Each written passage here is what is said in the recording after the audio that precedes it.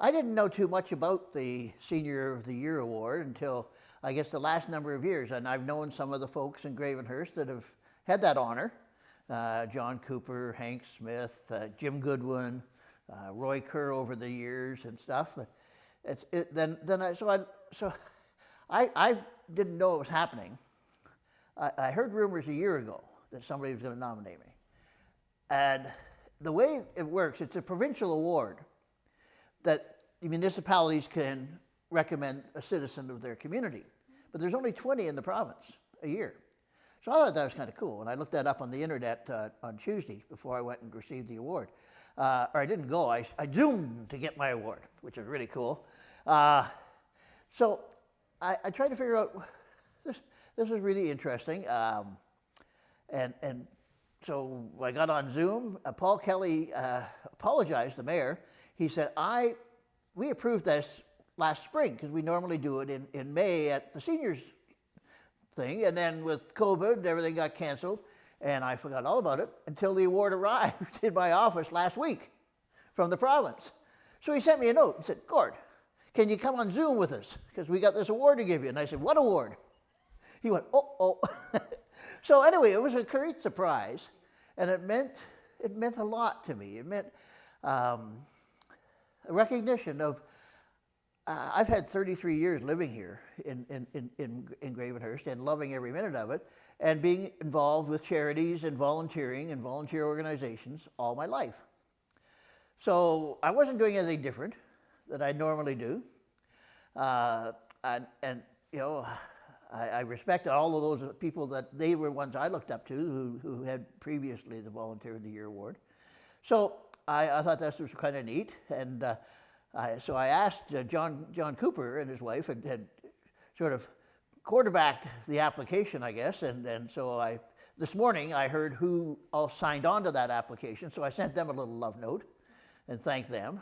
And it's fascinating with the way everything works today in the social media and with your TV and everybody else. It really gets out into the community. So I just came from shopping.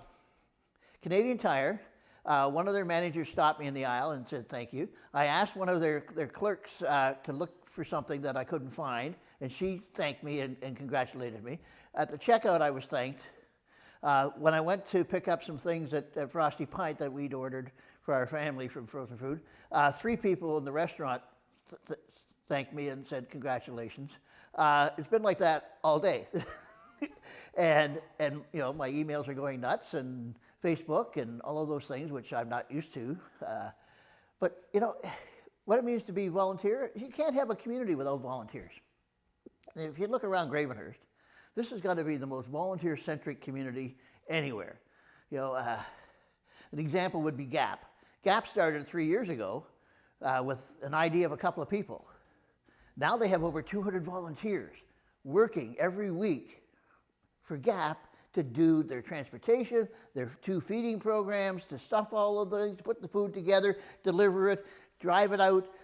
You know, 200 volunteers just on that one new program. Then you got all of the minor hockey things and minor sports, which are sort of on the hold right now, but those are all volunteers. All of the other community organizations, your Lions Club, your Legion, your Rotary, all of those people drive this community. And then the volunteers that just walk down the street and help their neighbor. So volunteers drive this community, and they make it what it is. They make it a caring, loving place to live and to grow and to raise your family and to grow old, because everybody's looking after everybody. And that is really special. I think people in cities miss that. And we're really fortunate to live in a place like Gravenhurst where we can know each other, we can say hi, even if we don't know them, we can say hi and introduce ourselves, because that can happen in a smaller community. So we're very fortunate, and I'm just lucky to live here and continue to do what I do. I had a kick last year. I turned 75, so I said to some folks, I said, so now I'm in my last quarter, you know, like it's a football game or a basketball game, and you know, it's really exciting in the last quarter.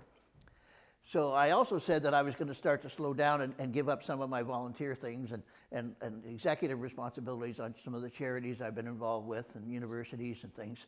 And so, so when this happened, my wife Dale said, "What are you doing today, Gord? Like, are you still active?" And, she's like, so I wrote down, and I still have a passion for 14 organizations that I'm involved with right now.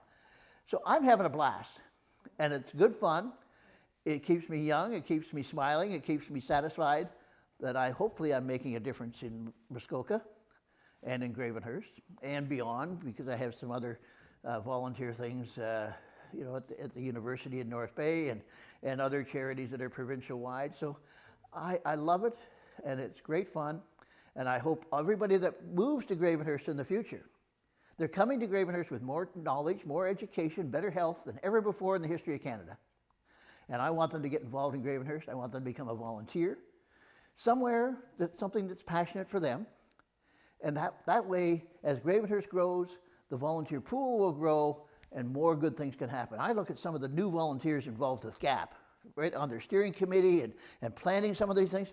These are great new volunteers to Muskoka. I have just so much respect for what they're doing. They got involved, they found something that's passionate, and they're having fun doing it.